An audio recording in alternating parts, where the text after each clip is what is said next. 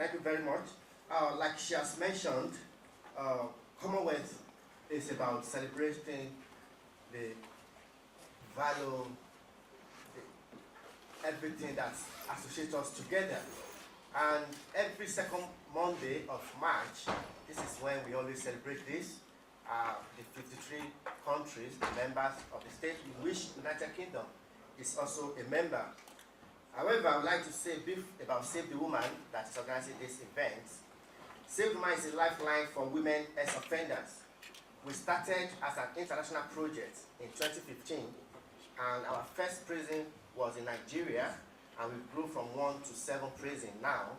We are working with inmates and ex-offenders in Nigeria, and we have also identified Teesside University and my sister's place as an organization in Middlesbrough, with the aim of working with ex-offenders in the northeast of England. We are using the creativity in these women into enterprise, giving them the possibility of self-employment. With overwhelming positive feedback from Nigeria, we are also looking forward to work and expand our work across community in Zimbabwe to impact more women. As we all know, Middlesbrough is classed as the most diverse in Tees Valley and is second in the entire Northeast. The BME population is over 12%, and also Africa is small in population. However, as we develop keen interest in empowering the women in developing countries, in particular in Africa country, we tend to work with Africa in local environment as well. We had our first event last year, December. It's about celebrating the African cultures and value. Teesside University hosted us as well at the other building. If you go back to what Majesty, the Queen, in our message for this year, Commonwealth, because the title for this year is called A Connected Commonwealth. Her Majesty on the Commonwealth says that there's a significance this year as we mark the 78th anniversary of the London Declaration, when nations of the Commonwealth agreed to move forward together as free and equal members. This is what it should be. And that is why we said we need to come together and see if that is what should be. Is that where it is now? If not, what do we do? And if it is, how do we strengthen that relationship within the community? How do we ensure the free, fair system? Because we are already working with an organization called ID Party Coalition in UK. It's about speaking for the African community and also to come together to mark and raise awareness about the United Nations Decade for People of African Descent under the theme called Recognition, Justice and Development. Currently, Save the Woman is looking at how to raise funds to have an African center, like a community hub for Africans as well and other friends of Africa, where they'll be having different events. And we're raising funds now. We have a page for raising the fund, and also our bank details is also on the program that you've all got. If you are part of those that would love to see this community to grow and also to kind of support the cohesion, the diversity, to celebrate how we have, we'd love to hear from you.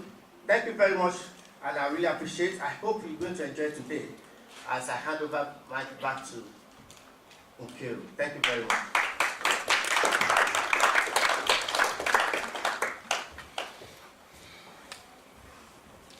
Sorry, I forgot to introduce myself the first time. I'm Nkiru Abo.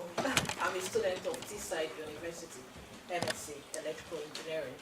So we want to continue from here now.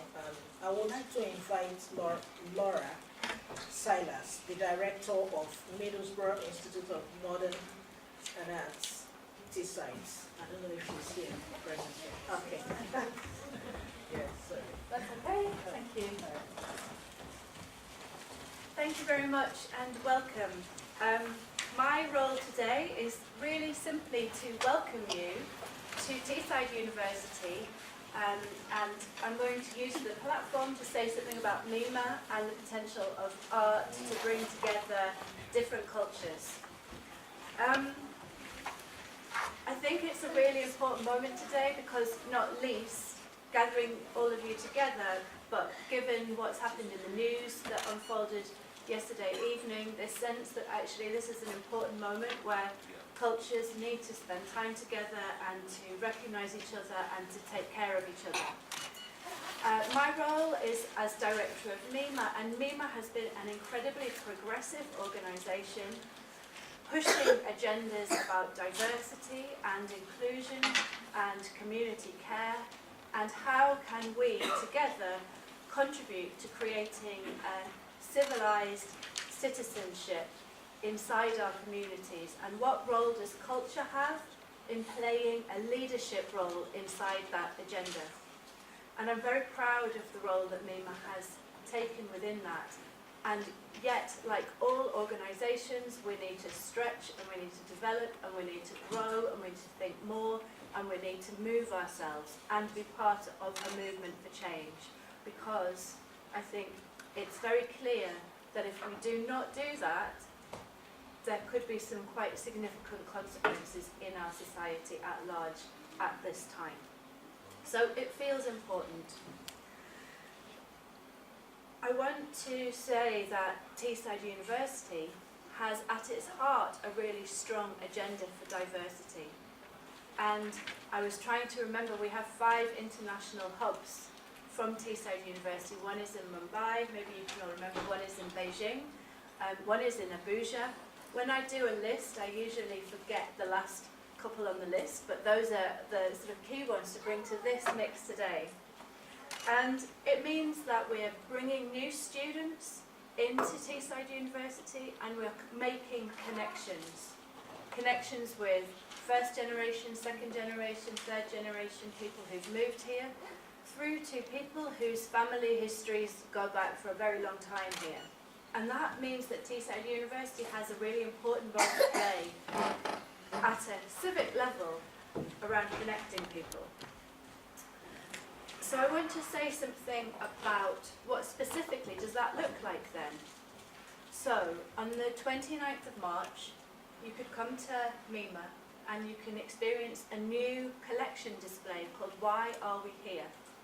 And my colleagues have worked with the Black Artists and Modernism group to look at our collection and to consider the histories that are contained within it, to look at the African, Asian, Middle Eastern and North African artists whose work are situated in our collection and perhaps whose work has not been shown enough. It's a very exciting moment, and part of the process will be that I'll take your question in a moment. That's wonderful to have a question. Just give me 1 second. That we'll be auditing our collection over a year-long period to look at who have we collected, what important work exists in there, and where is it from, and what can we do with that, and how can we tell better, richer, more diverse, and more meaningful stories. So thank you all. Thank you very much, Laura. Can we give her a round of applause again, please?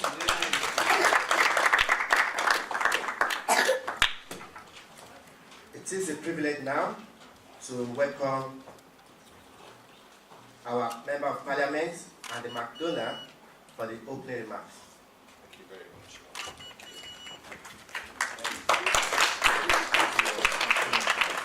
Good. Never hear me okay. So, our build is delivering you a message of goodwill. Well, that is such a wonderful thing to be able to do. That's a very nice way to enter onto any platform, is to communicate goodwill, because I have absolutely no hesitation in doing that. And I thank Ola for his kind invite and congratulate everybody on this event today. I'm sure you're going to find it very stimulating and thought-provoking. But I was curious, and I welcome the remarks that Laura made. I think they're very apt, given the events of the last 24 hours, when we've seen such a terrible outbreak of hatred and wickedness directed at a group of people simply because of their faith. I think it sends shockwaves through the world and we shouldn't stop being shocked when such terrible things happen. Perhaps we become almost anaesthetised to these events, and we should never be. This is absolutely shocking to think of. I think what is now 49 people have had the life ripped from them, and that devastation caused their families, all because they were marked out as being different or from in a minority. It's just absolutely heartbreaking that that should happen. So it's very important that Laura mentions that. And it's also important for us here in the United Kingdom, because these are difficult moments for us as a country. And there are certain permissions that appear to be been granted in recent months and years for people to say things in a very careless and hurtful way. And I think that we have got to make absolutely sure that we resist that with all of our might, with all our sisterly and brotherly love, that we actually say that there's a different way of doing things. And so this event is very appropriate that we have it here today. And I always say that, I am so proud to be the elected Member of Parliament for Middlesbrough, my hometown, because I think it's one of the most remarkable places in the United Kingdom, because we've got an incredible history. And I always say to people, we all came from somewhere else. We're only 200 years old. We're not even that. 1825, four houses, a farmhouse and 25 people. So we all came from other places. And it's fantastic to celebrate the African Commonwealth as it's been so aptly described. To think that some of the people who were here originally were from Somalia. They've been some of the longest present ethnic group in our history. We always think about the Irish. That's me. I'm the Irish Scots. But there's been people here for such a long time. And I would say to those who've been here, thank you for all your diversity and all the contributions that you've made to our town to make it the good town that it is. And to welcome people who've not been here that long either. We've got wonderful people who come to our town to work in our public services, to bring their entrepreneurial skills, to come to our university. And I just want to say, as the town's Member of Parliament, a very, very warm welcome to each and everybody. But we cannot ignore some of the challenges that we have. And Ola has set out very, very expertly some interesting statistics about the makeup of our town, and that we are the second diverse town or city in the northeast of England, with 12% from the BAME community. So it's a joy to recognise that and enjoy those different cultural influences that so enrich us all. And I think we've got to be standing up very, very proudly and saying that that's what we enjoy, that's what we celebrate. And when we've got a national government that has predicated its entire policy on creating a hostile environment, I shudder to think. I sometimes wake up, especially through these recent days and weeks, think, what on earth is happening? What sort of language are we using to describe each other? And when we, as a United Kingdom, have invited people to our country to say, please, can you come and help? And yet we then turn around and say, we're going to create a hostile environment to see you excluded. I feel nothing other than deep shame and sadness. And I want to turn that around on its head, because I want to say, welcome, thank you, you're included, you're valued, you're loved, you're part of us, we are brothers and sisters together. So let's not worry about being proud about saying these things and saying them very forcibly, because there are people who will take advantage of any issue. I'll give you one small example. We've got a bit of a problem in Middlesbrough at the moment. Our schools, our secondary schools, have done extremely well. And so we used to export children to, if you pardon the expression, I don't mean lock, stock and barrel, in terms of their educational need, to other boroughs. And we're not doing that anymore. People are staying. It means that we're running out of places. And it's a problem because of this crazy education system that we have. We don't have community schools. You don't just have a primary school, you know which school you're going to. We have this academy, outsourcing, free school mantra that really isn't helpful. We need to restore local education authorities so that we know where our children are going to school will go to their community school. But here we are, this is the system we have. And people are getting up and trying to exploit that and saying, do you know what, that's because of immigration. Can I tell you, colleagues, that is not true. That is absolutely and utterly not true. And yet people float these things in an attempt to stir up tension between peoples. And it's, as Laura pointed out, this is extraordinarily dangerous, but we have got to be vigilant and fight it. Events such as this today are so well timed for so many reasons. Laura's mentioned the beautiful work that MIMA does, and I think we underestimate the arts at our peril, because we should never ever underestimate the impact of coming together to celebrating different culture and artistic influences, be that through visual arts or through music or whatever it may well be. It's a joy, it's a common language that transcends all cultures and all peoples, and it makes us understand our own humanity so much better. So I really do congratulate MIMA for all their work that they do. And I'm also interested to see this within the pack about the whole issue of women and reoffending. It's a huge issue, and I'm glad that it's here, because it could often be just put in a different box. And I'm delighted to see it large in this seminar and this conference today. I used to serve on the Justice Select Committee, and we've got a crazy justice system. We've got about, I think it's about 86,000 men in jail, about 4,000 women in prison. And quite frankly, the vast majority of those women should not be anywhere near imprisonment. It's not the right way to respond. And when you look at it in great care and detail, you will find that the majority of them are victims themselves to one form of abuse or another. So this is very, very well timed, and we've got to find a way, and I'm doing some work with the Police and Crime Commissioner, from whom you'll hear later, about doing something about some of the convictions that women carry and which blight their lives because they were forced into activity of one form or another out of their control. And that's a crucial issue.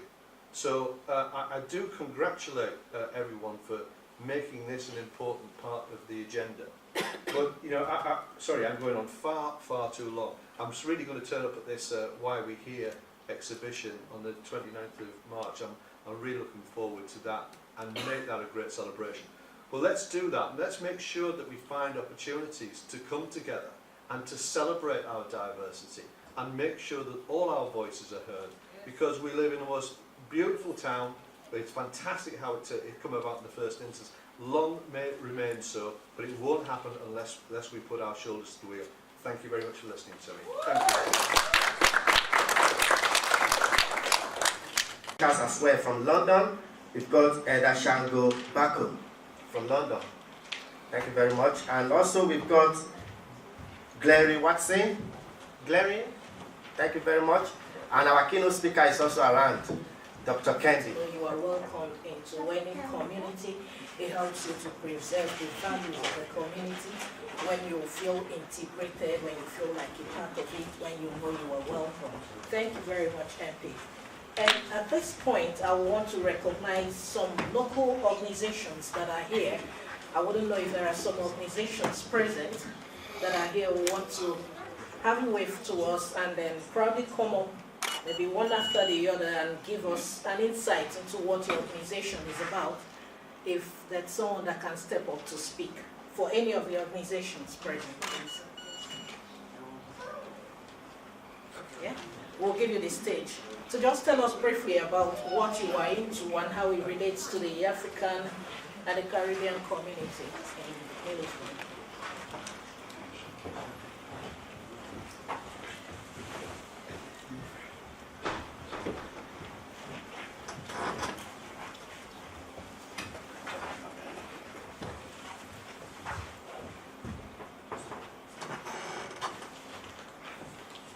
welcome, sir.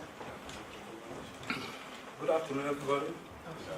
Well, Luke Pottage Limited, we are proud to be part of a Commonwealth for Africa. Luke Pottage Limited is a recruitment agency based in Stockton. We have this organization just to empower for the empowerment of everyone, no matter which color we are. Everyone is welcome there to work, and as I said, it's just to empower every one of us to improve ourselves in the Stockton. So, thank you very much.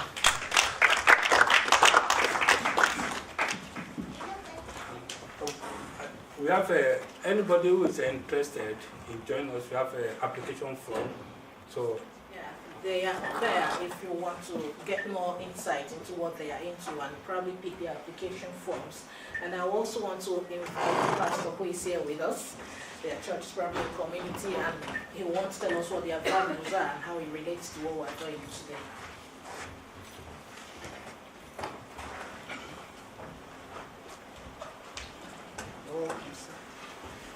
Good afternoon, everybody.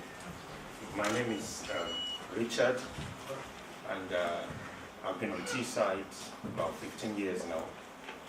I've also been the beneficiary of a few degrees from this university, and my wife as well. We are a religious organization, and the name of our church is the Redeemed Christian Church of God. It is a church that is present in over 190 countries, and at the last count, we're about 650 branches in the United Kingdom of Great Britain and Northern Ireland. So, in the northeast of England, we are in excess of 20, and in Teesside, we're about 4 at the last count. We are inclusive, a part of the Commonwealth for Africa, part of Save the Woman. As a matter of fact, Save the Woman was actually born in our ministry. And we're very, very proud to associate with the CEO, that's Leko. A few years ago, we began to realize that we have a lot of people from many countries coming to join the church. So I asked them to actually put up a flag of each country in the church, and at the last count we had about 15. So that being the case, we realized it's important we have what is called an International Sunday. So that International Sunday, we recorded over 150 people of diverse nationalities. Seeing that, they said, okay, let's take it to the community. So in 2016, July, we actually organized an International Day. So that was organized outside the four walls of the church, right into the community. And it was really impactful. The testimony, the stories are still coming in up till now. So we believe that that is the way it should be on Teesside. That's how we have always lived our life. And when this came into the picture, when it came into the equation, we realized this is a very, very good platform by which you can promote what we have always believed in. And so I'm so proud to associate with the CEO. I'm proud to associate with the Commonwealth of Africa, and even all the other events that have been held in the past, which I can't remember their name. I have never missed any of them, because I know that we are working and facing the same direction. So I appreciate everyone who is here, and thank you for finding time to be a part of this and to support the vision Commonwealth for Africa. Thank you. Thank you very much. Well, we want to carry on now. I would like to invite Ada Naik. Thank you. She's a representative of the Asian Community States teams. You're welcome. Thank you.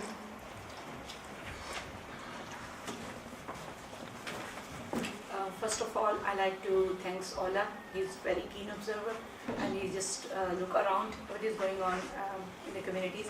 And because I was giving opportunity to say something about the goodwill message.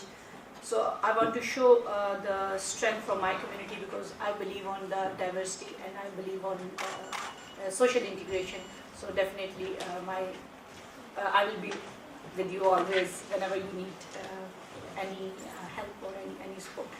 So, actually, I am the chairperson of the group STEPS Tees, and our group is, within our group we have a diversity because from the different nationalities the people are in our group, and we are organizing an event tomorrow that will be might be everyone interested in the hall. There is a diverse culture get-together event tomorrow start from 11 till 2 o'clock at Middlesbrough Town Hall. And I will show you the poster. Loudspeaker? It's not what they said. No?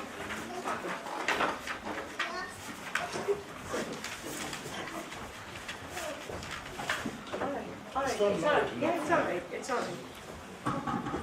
It's all right. Yeah, okay. Yeah. Sorry, I like to show you my poster because now finished. Because last poster I got today, and I was thinking I will bring here. But before that, there was one BBC man, and he said he need that poster, so he took from me. So this is actually the event, and that is the sponsor by the Middlesbrough Council, the Cohesion Project, because our group thought that we will do something for the diversity for our communities.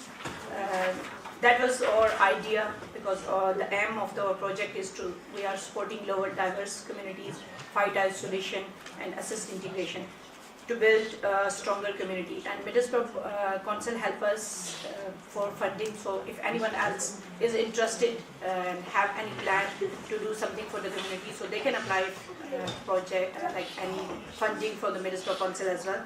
Like me, because I was not sure anything about this, but when I gave my proposal, my idea, and Middlesbrough Council helped me to find the different things. I'm struggling many things, not only the funding, I was struggling in language as well. So the event, the basic purpose of the event was the social integration, and this is the culture integration. So we have different communities coming all together. Like there will be the Chinese lion dance. These Chinese people are performing these lion dance on special occasions. And there will be the Indian community performances, their classical dance. Then there will be the song by the community, and all these performances are by the community members, not by the artist. So the young kids, they are singing songs, and young kids, they learn from their home, their cultural things, and they are performing on the day. So there is a Chinese community performance again, ladies fan dance. There's a very famous ladies dance. So then Newport school kids are performing with their choir, and they are representing 40 different nationals. So they will holding that 40 national flags, and Newport school is having 42 languages with 38 nationalities. Then there will be the Romanian community performances. They will perform their cultural dance, and the Pakistani community will perform their folk dance. Then there is a song. The Romanian guy, he will sing that song, and he can't speak English, but he is still he's coming and he's performing in front of everyone. So that will be the brilliant event. If you like to come, anyone like to come, still we have some few tickets left. So it will start 11 o'clock in the town hall, and it will finish at 2 o'clock. Lunch will be served. And all the money, because this is a council sponsor event, so all the money will go to the Southeast Charity Hospital. So we have different, in order to raise more money, we are giving some raffle tickets, raffle prizes. So raffle prizes are included vouchers of Tesco, entertainers, farm food, and gift hampers of chocolates, grocery, health and beauty, watches, electric kettle, toaster iron, and the bumper prize is 40-inch full HD TV. So all the money will go to the Southeast Charity Hospital. So if you like to come, and in the lunch we have a variety as well. There are Asian curries, Chinese noodles, pizza, different variety of pizza, and the sandwiches. So if you like to come, you're most welcome. The tickets are £5 for the adults, and the kids are £2.50. Under 2 are free, and under 14 considered to be as a kid. All right, thank you.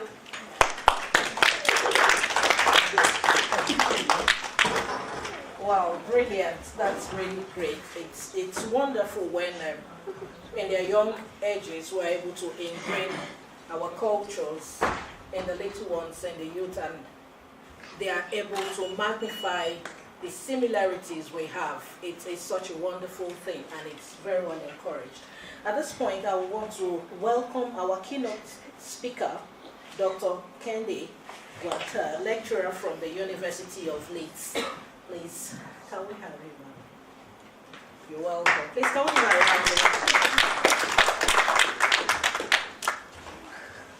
him?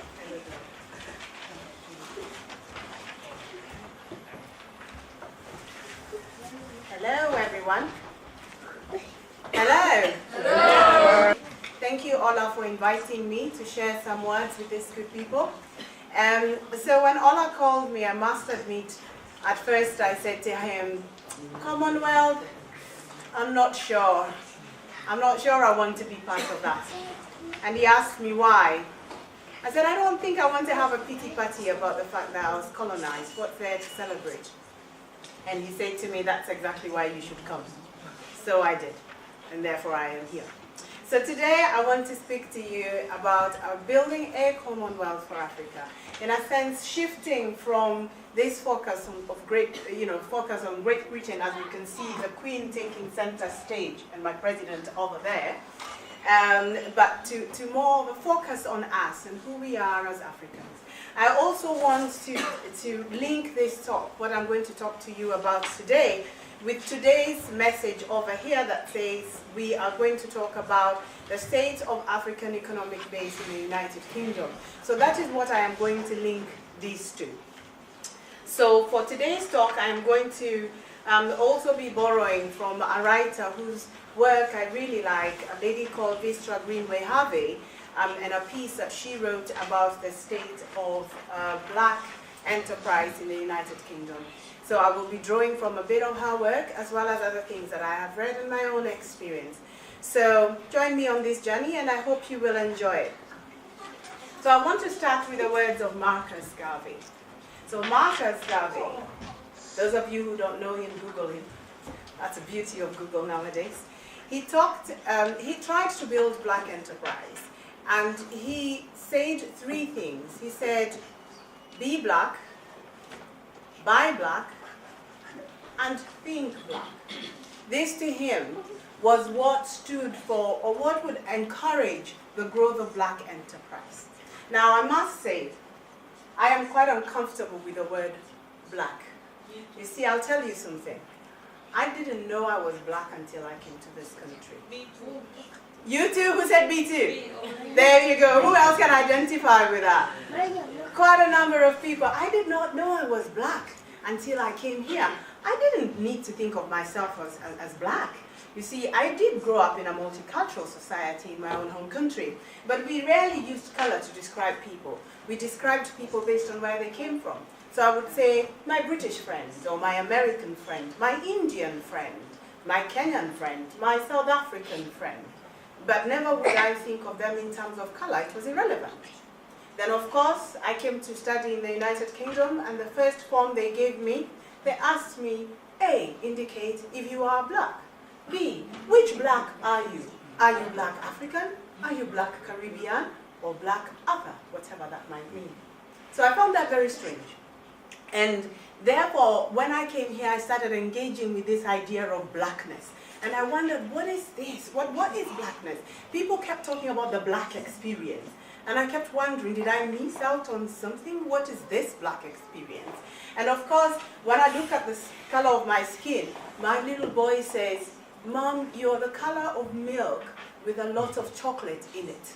And indeed, she laughs. Yes, you're the color of milk with not so much chocolate in it. Okay? So that's how my little boy looks at color. And there is a comedian who said, if you want to know your true color, go to a hardware store. You know those color swatches that they have? Get one and put it against your skin. You will know what your color is. There's nothing like white or black. It's very lazy, I think, to look at people as black or white. And interestingly as well, we find that black people, or blackness, seems to be to stand for a lot that is wrong or bad about this society.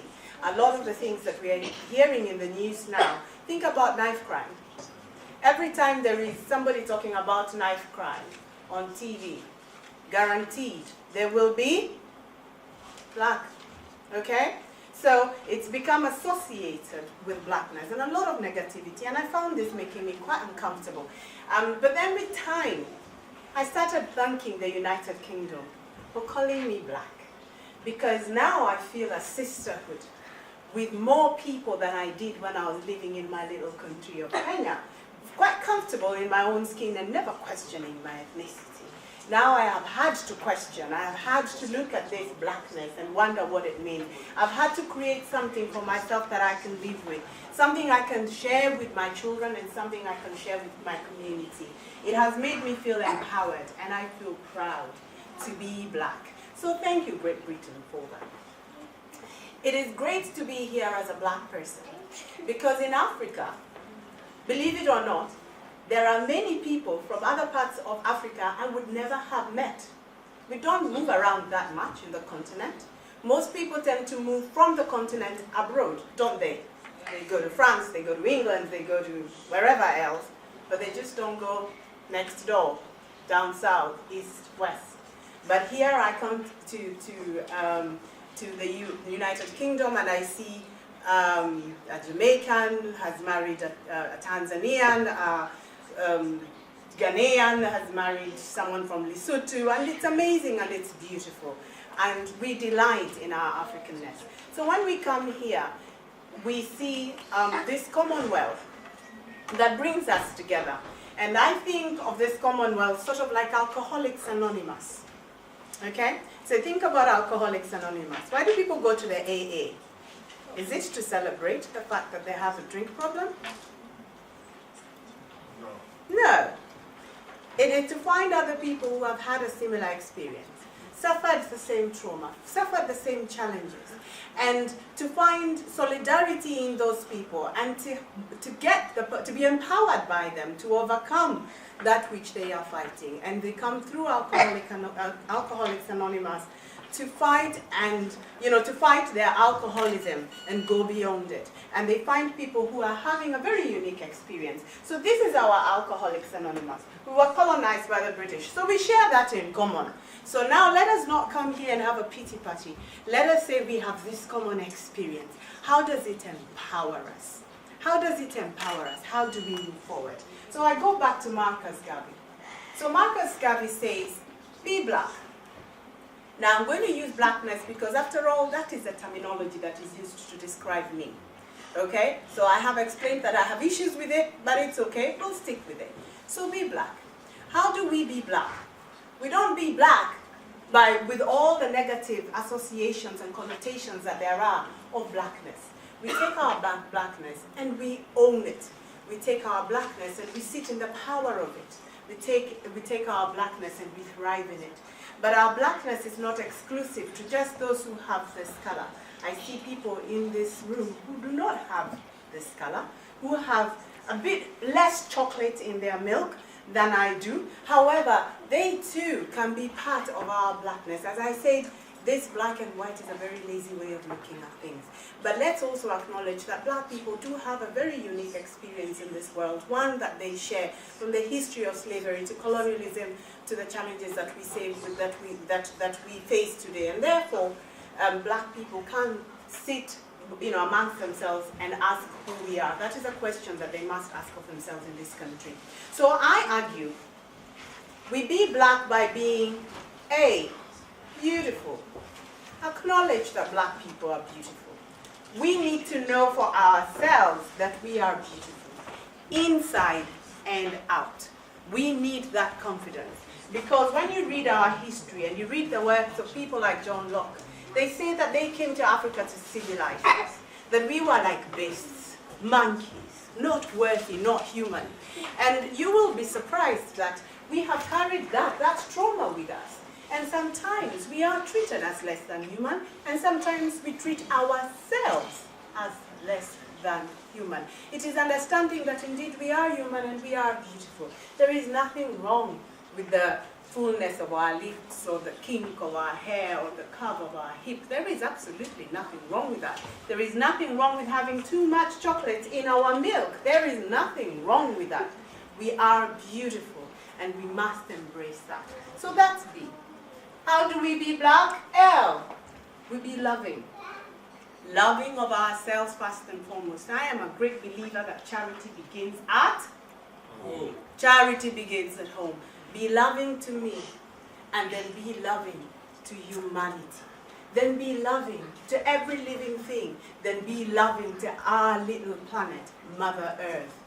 Us as Africans, where we come from, we were always connected to our earth. Okay? When you go to an African gathering, they pour libations, don't they? You take a little gin, and you remember the ancestors. Absolutely. Some of you do not know, I can see. You remember the ancestors. You thank the ancestors. You bless the earth because you know this is where our life comes from.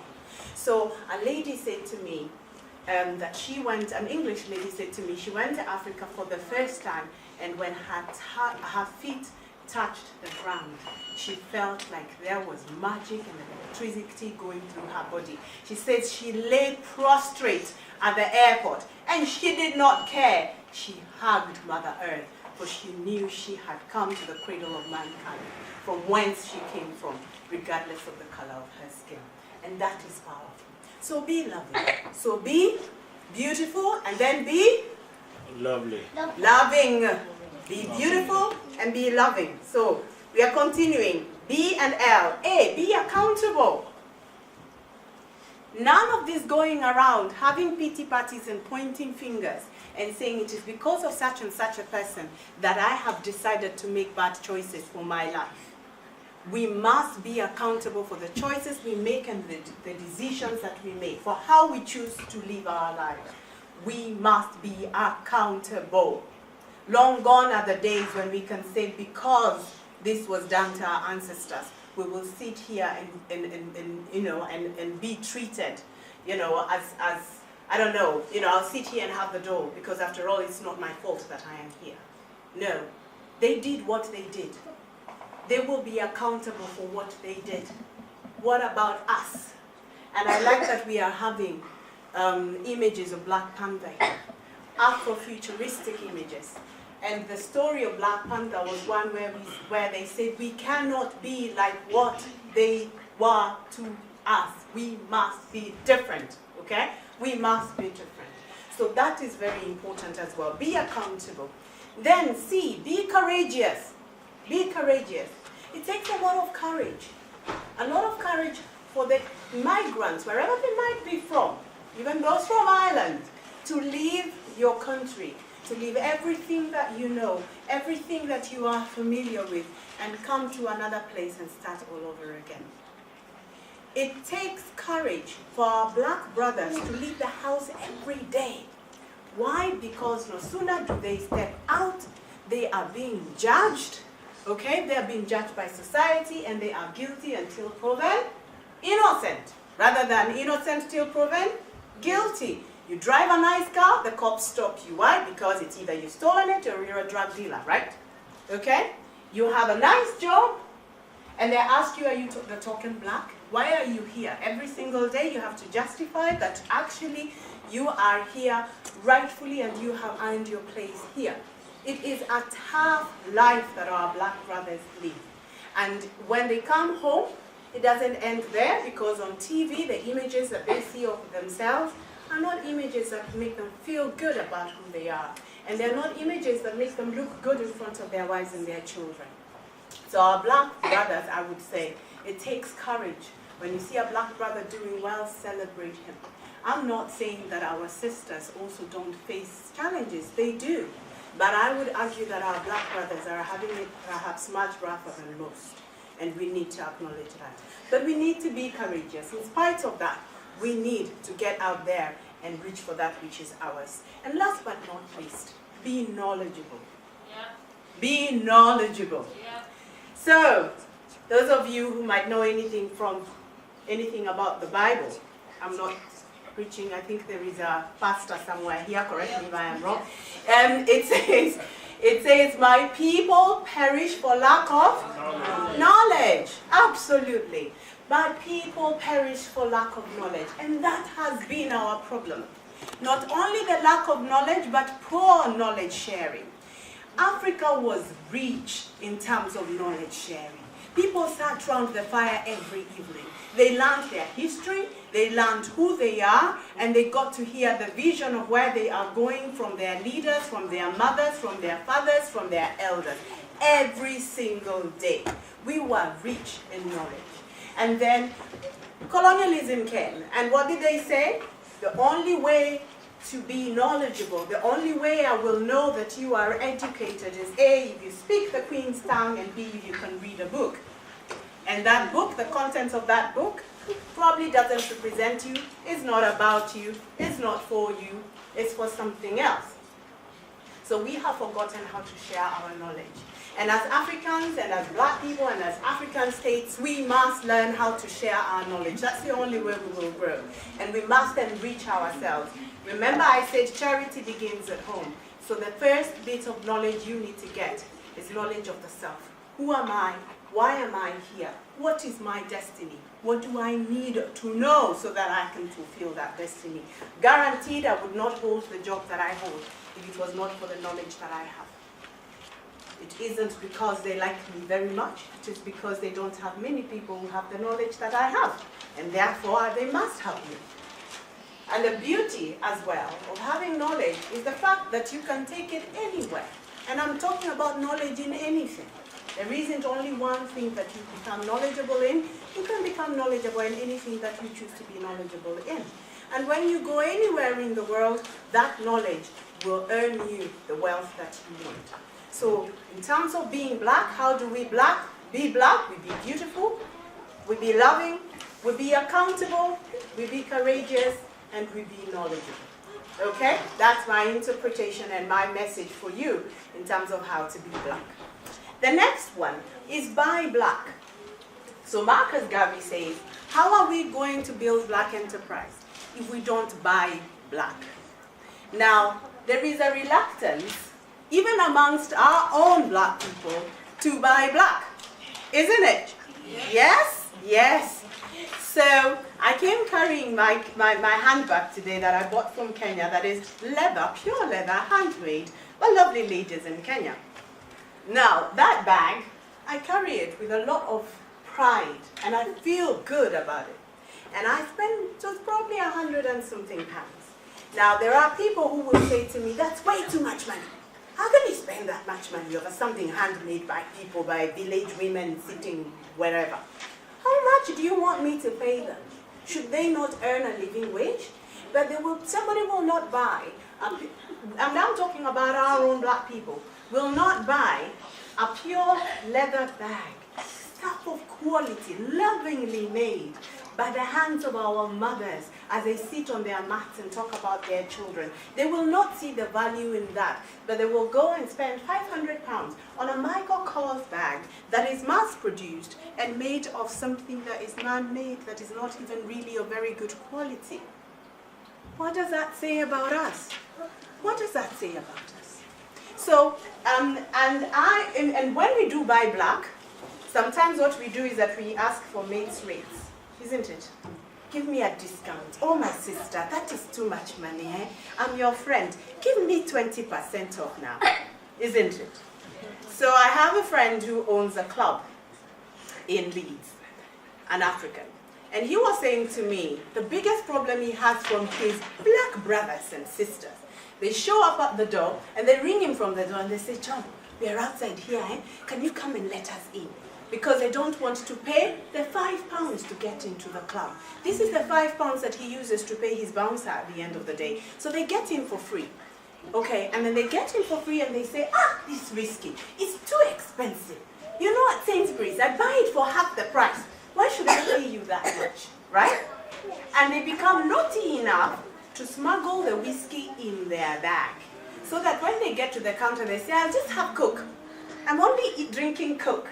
They get the Coke and pour their whiskey in secret. They have not paid at the gate. They refuse to buy his alcohol. Yes? And they expect the guy to be in business. Pray do tell. How? how is he going to be in business? If that's what they, once in a while, that's fine.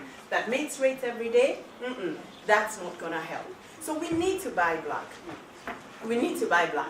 The challenge, though, of buying black is that sometimes we want to buy, but the option isn't there.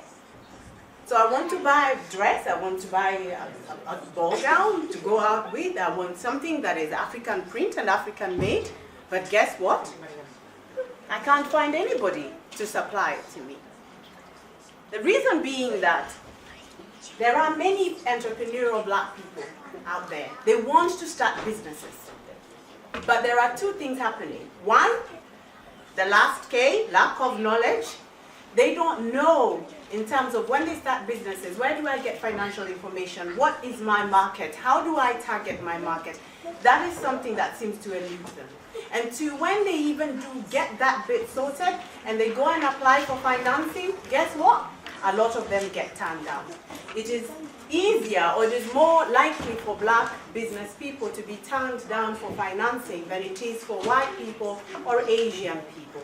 And that is really sad. So there are many people wanting to start businesses who are not able to start businesses because there is no financing.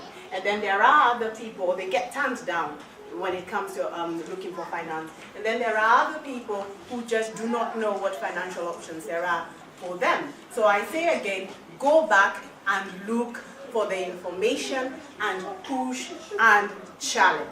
Okay? Now in terms of the market, this is very important as well. Yet another friend of mine who owns now this time a restaurant in Leeds. So random Sunday, a friend of mine and myself go to this Kenyan restaurant. Lovely place, clean, beautifully presented. And there is only 4 of us in this restaurant on a Saturday afternoon. So I asked the owner, is it always this quiet? And he says to me, no, it isn't. It's not this quiet all the time. But it is particularly quiet today because all the Kenyans have gone down to London for Kenya in the Pack. And I thought, hold up. You've opened a Kenyan restaurant just for Kenyans? Does that make sense? Have you ever heard of an Indian restaurant just for Indians? Don't you all go to Indian restaurants or get Chinese takeaways? Imagine if the Chinese just open Chinese restaurants for just the Chinese, Indian restaurants for Indians. I mean, where would they wouldn't make money. There aren't enough black people here. And then after that, you've gone and said, not just black people, we just want Kenyans. Come on, that's never going to work. You need to be open and diversified. You live in a place where there are people from all over the world. Use that as your strength. Don't let it be your weakness. So knowledge, get your knowledge in terms of your marketing and financial information. And yes, we know it is challenging for us to get finance, but there are financial products out there for us if only we look for them. And alternative sources of financing as well. Don't just rely on the banks. There are other ways to get your finances sorted. So don't let your dream die just because you believe that there isn't something out there for you. So that's a challenge. But what's the opportunity? So the opportunity lies in the last thing that I'm going to talk about and the third thing that Marcus Garvey says. He says, think black. Think black. Knowledge is power. Now the ability to think, the ability to critique, the ability to question makes that power much more meaningful for you. So think black. What we need to do is to not just sit there and feel, oh yes, all of these bad things have happened to us. Let us look at that and see it for ourselves, because you can look at that narrative that paints us as a victim, and we feel terrible about what has happened to us, or we can take that narrative, turn it on its head and say, actually, we are not victims here, we are the victors. Why? From slavery, from colonialism, from knife crime, to whatever, and we are still here. We ain't going nowhere, and we are still here. And we are doing well in spite of it. Surely we are powerful. Surely we have a right to be here. Think about that. Think about, when I talked about blackness when I started, think about what blackness ought to mean for you and your children. think about the relevance of that blackness in this society. Don't go and sit with just your own people and never go outside of this society. These people, and granted to Great Britain, they came, yes, they looted, they pillaged, they did all of those things. But whatever they took from wherever they went, they came back onto this island and they did something with it. And that something is something that we all desire. When you have a British degree, anywhere in the world, you can literally, you know, this Brexit business that's going on, you just go and sit with a globe. Where it stops, put a finger on this, jump on a plane and go there. Somebody will give you a job because you have a British degree. It matters, it makes a difference, okay? So they have taken that which they took from wherever they took. They could have come here, had a very big feast and a big party, and there is nothing to show for it today. But I admire the British for what they have been able to build. Wherever that came from, you know, that's questionable, but they've been able to build something meaningful with it. And I love that I can walk on a bridge and it's over 100 years old, and I think to myself, wow, how did this person design this bridge without computers? And you know, it's amazing, and we have a lot that we can learn from being here. We are fortunate to be here, number one. But number two, we have every right to be here. Let nobody tell you otherwise. This country is built on the blood, sweat, and tears of our ancestors. So this is not, it's not a privilege in the sense that it's not, no one is doing you a favor. So what I would say to you is, though you have a right to be here, you're not here to then destroy, you're not then here to break the law, you're not then here to not add value. When you are here, think of yourself first, then your family, then your community, and your community includes all of those people who live around you. So again, the words of Marcus Garvey: be black, buy black, think black, sit in your power. Okay, sit in your power, love yourself, be courageous, and know that from your own power we can grow our black enterprise for it to be what we want it to be. Thank you very much.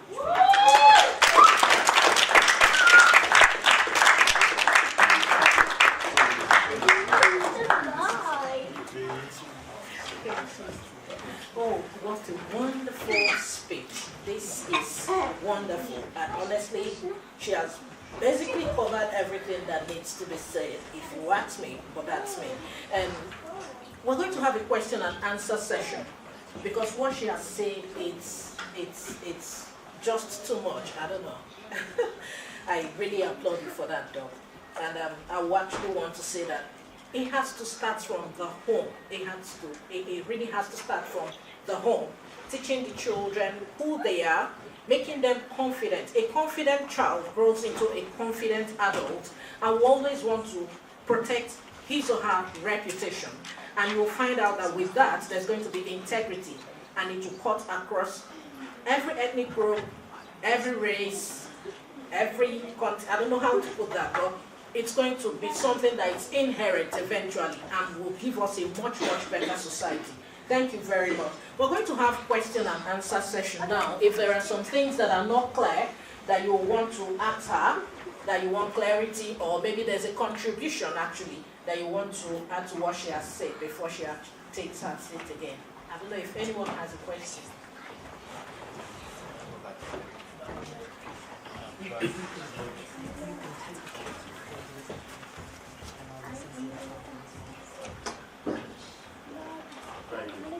Greetings. I wasn't actually saying I wanted a question, just to remind you that there should be a Q&A. But now that I have the mic, I might as well say to you, wonderful presentation. Thank you. You showed the courage that's required for something like this.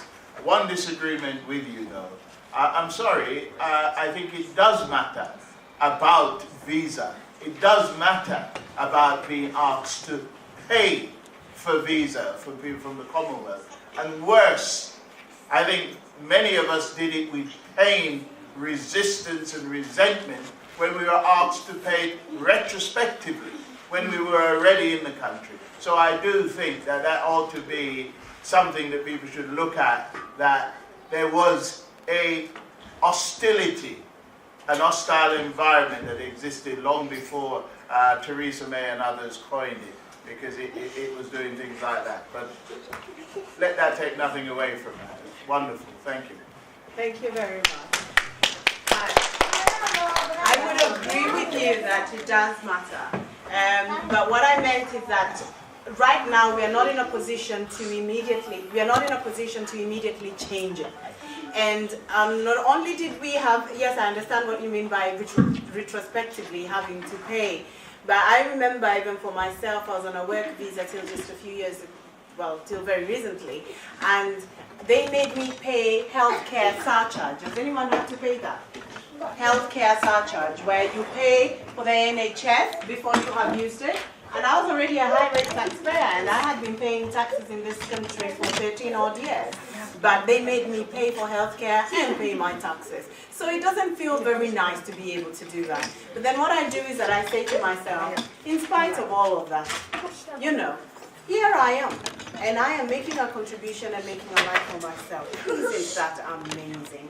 So I agree with you. I think we should find that, and I think those people who are in a position to influence that, they definitely should. And especially as members of the Commonwealth, we've paid already tenfold. Why are we being asked to pay again? Yeah. So thank you very much for that.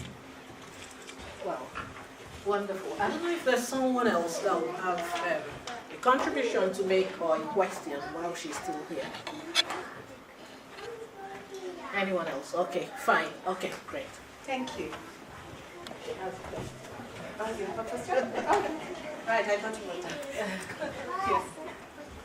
Okay, thank you very much for your contribution. So, just to shift the perspective a little bit, it's interesting that you have come to accept the description of black. I'm in a position where, because black has no location, particularly, I've become quite frustrated with it. And in the arts, there are amazing young people, third generation people in descent who are contributing to the arts.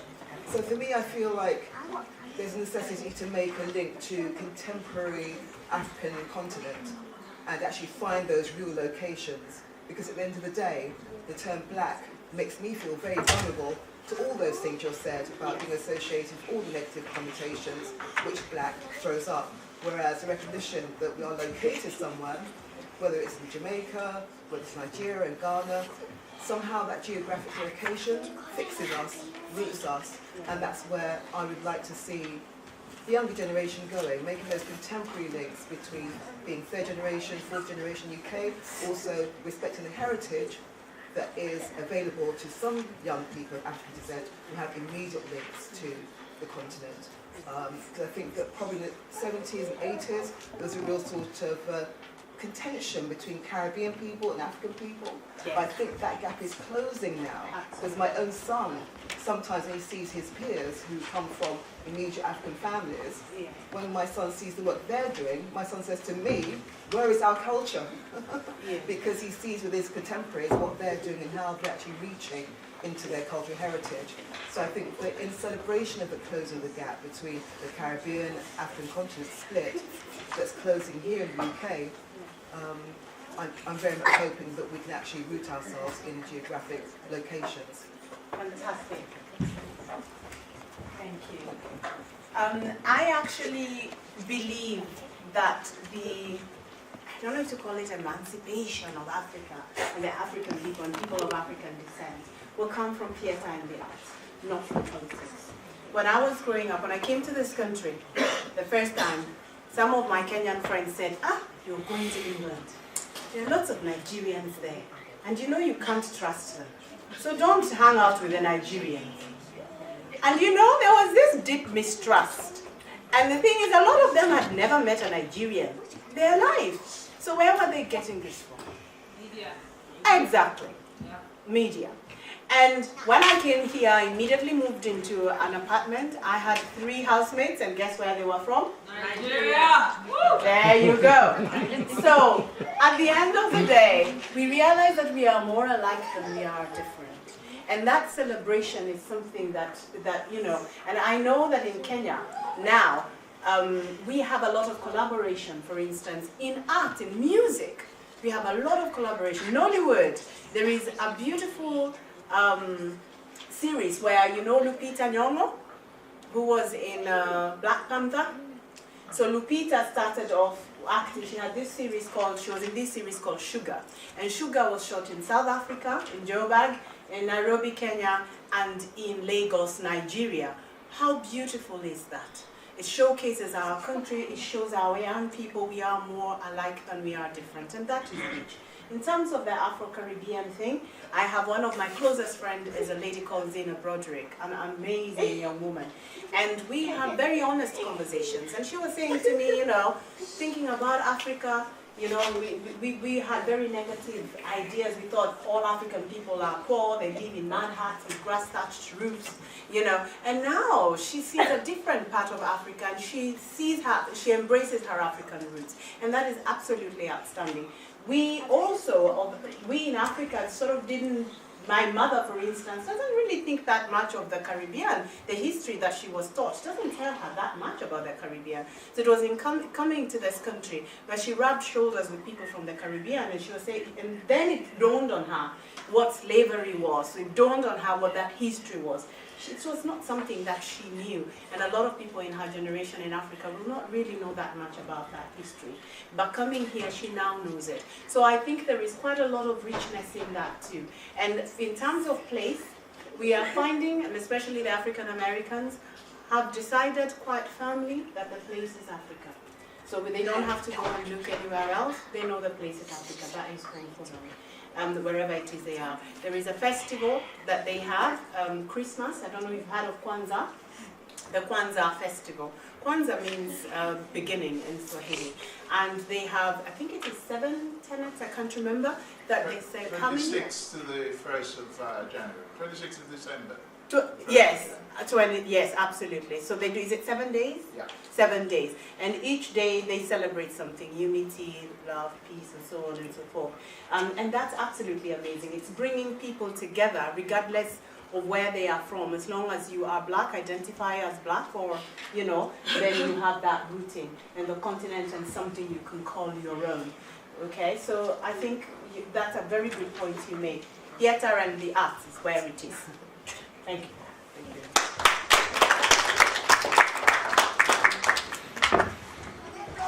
I think there was something. Okay, I'll make it short. Possibly, we'll be having networking shortly. So, okay. And when we come back, we still have more time to ask questions, please. Is that okay with you? Thank you. Thank you very much. Can we give her the round of applause? Thank you, Dr. Kendi. While the Q&A is going on, we had the presence of our Police and Crime Commissioner from Cleveland, Barry Coppinger. Thank you for coming. We'll have a slight change to this our agenda because there's one key important thing we need to do now before we go for refreshment and networking. I would like to use this opportunity to welcome the Director of Culture CIC, Madam Shade Shoguawa. She'll be talking on the power of networking.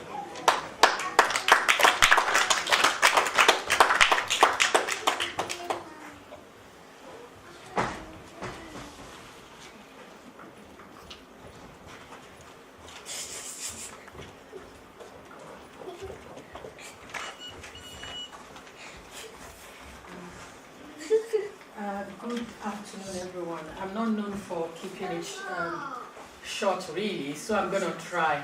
And I did promise I'll only do 5 minutes. And what actually I was going to touch on is around networking. And networking as, I tend to look at things from, I'm one of those people that like to describe things from a very small beginning, because I think sometimes the foundation is crucial. I work with a number of young people, and I also mentor quite a lot of people, directly and indirectly. And one of the things that I believe, in my experience, I found wanting or lacking is lack of networking amongst Africans. And I'm not just talking networking, hi, how are you? there's an assumption that we do it very well, and sometimes we do it very well with people we know. But when we're in a totally different environment, in my experience, I can say that, at least authoritatively where I am, I don't think we network well enough to take advantage of the opportunities that are sometimes in front of us. The opportunity could be in knowledge, other people's knowledge. There's a saying that says it's not what you know about a person, it's about what you know about who they know, or what you know about what they know. That is important. Knowing tradition go our by name, but actually, who are the people that I know that could be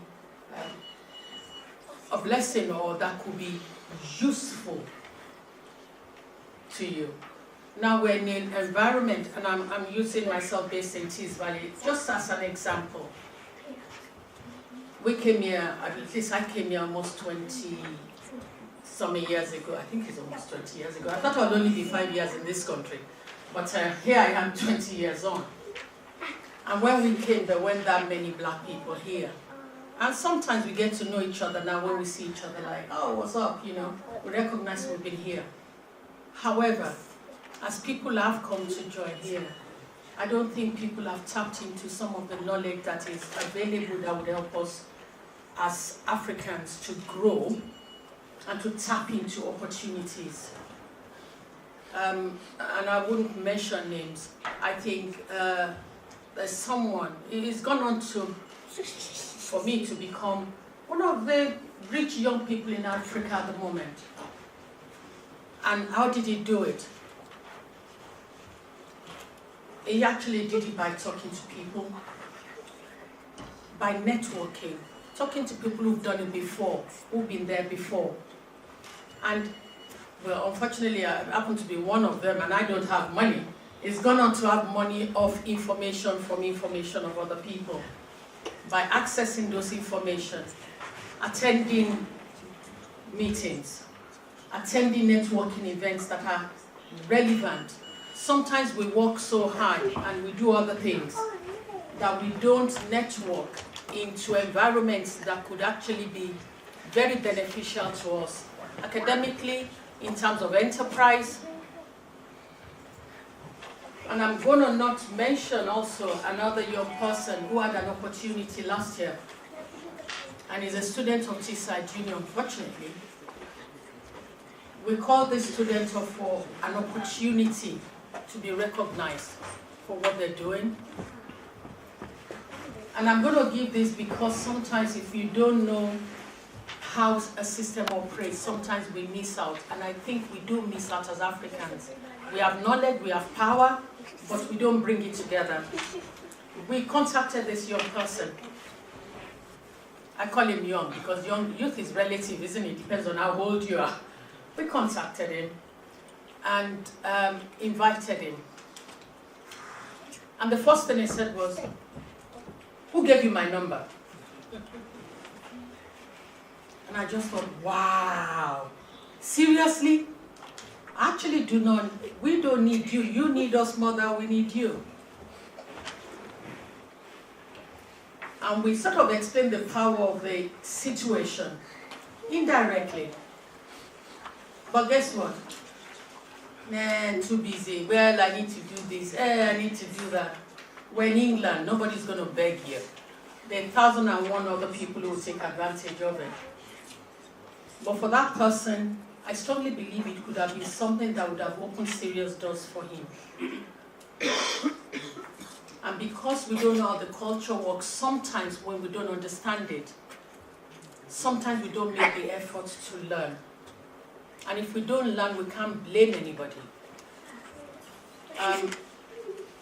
A dear guest speaker made a reference to businesses, and that you have to know your environment, and that in an Asian business, how many Asians do you say in it? And I was talking to my brother, and I do quite a bit of coaching and guest speaking. And one of the things I ask business students is, how many and I'm glad there's some of our colleagues here. How many Chinese people do you see in a Chinese restaurant eating Chinese food? When you walk in, I'm not saying there are no Chinese in a Chinese restaurant, but how many in a restaurant would you see? And I ask people to go and research this Chinese principle. Knowledge is power. It is about understanding your target audience. The target audience is everybody else, not just Africans if you have an African business. I don't care if you have healthcare, if you have food, if you have retail, it should be targeted in such a way that it appeals. So for me, while I'm talking, I'm passionate about networking is living here is I think we miss opportunities to work together because we don't network together to gain that knowledge. We don't learn from each other. We don't learn about the challenges that we faced so that the other person doesn't need to go through the same challenges. If we network, you learn it. Don't go that way, we've done it before. It does not work. Support that comes with networking, because if you can't do something, somebody will know somebody who can do it. We can get help, and you find people who can make referrals for you, refer you to people who can actually deliver the goods for you. One of the events we do a youth awards, and I'll close with that. When we were going to start it, for me, network is not only about networking with Africans, it's about networking with everybody. And I'm willing to listen. The person I went to meet actually took a step back and said, why are you trying to justify yourself? What you want to do is a great idea. Think about A, think about B, think about C. I am never afraid to speak to anybody, ever, because I think I have the same right as any human being walking on earth to speak to you. I do not believe in psychological slavery, but I think a number of people, a number of us, are in that position and we're locked in without realizing it. But I believe that with networking, you get the opportunity for that person to give you that advice, to give you that support, to encourage you, to bounce ideas. You walk away from a meeting and you think, that's it. I need to crack it. But we've got knowledge as Africans. We are extremely knowledgeable people, but we miss it by just staying away from each other. We do that, I think we will be a formidable force. But we need to do more of this, getting to know each other, getting to learn about each other, and not divide and rule. That's my only. It's painful for me because you see opportunities and you think, come on, what are we doing? But if we start it one at a time, group by group, I think we'll get there. And thanks for that speech, it was amazing. Thank you very much. Wow, wonderful. A round of applause for that speech. Wonderful. Thank you very much. This is wonderful. We're going to fall back on this particular session we have now and have a 5-minute break to interact, to network, to get to know who is here and what they are into, and then probably grab something for refreshment. We'll be back in 5 minutes. If you need to use the restroom, whatever thing you need to do, get to know who is here, build your network base, and we'll take it from here. Thank you very much. Please, your refreshment. Thank you. You can't pay.